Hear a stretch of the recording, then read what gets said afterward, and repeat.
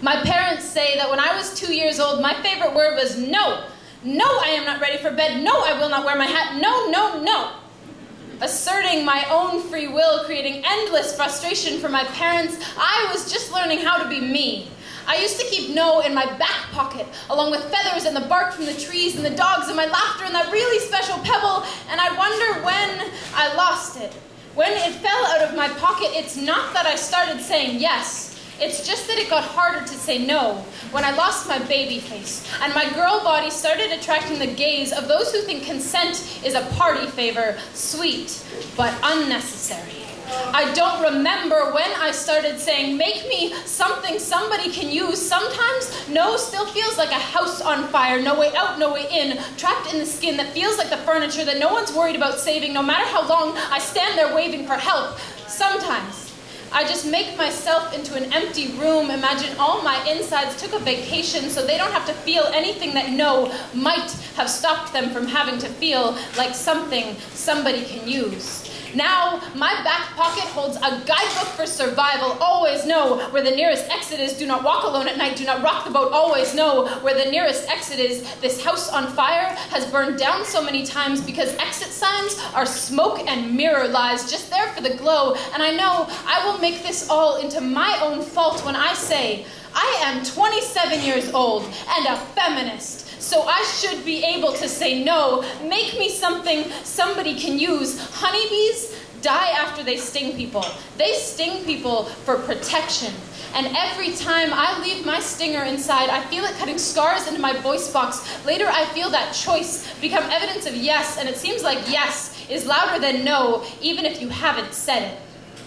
Or maybe my stinger was ripped out at birth, surgically removed, some doctor soothed by the knowledge that I wouldn't ever have to choose whether or not to use it.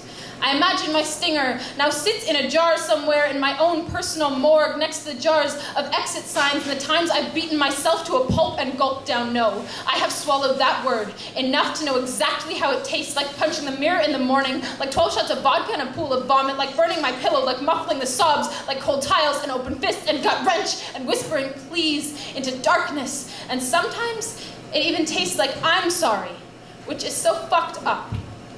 And I wonder, why do all my tombstones read, I deserve this, when I'm the one writing my own obituaries for every no that has ever died in my throat? They now live in body bags, overflowing from shelves, waiting to be identified by a society who thinks suicide is an act of self.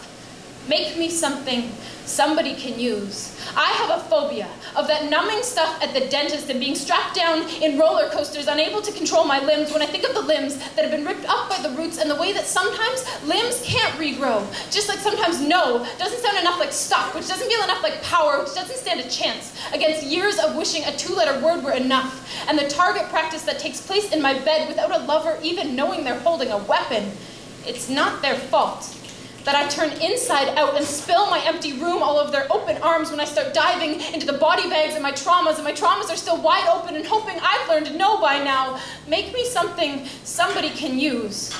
I wonder why I have so many nightmares that someone's chasing me and they are the only ones I can't wake myself up from. There are too many women who can't wake themselves up, and it's not because they buried their no in the ground. It's that sometimes no can't save us, and sometimes no is the sting that will kill you, and sometimes no just means nothing. And I wonder how many more times I will turn my no into something somebody can use.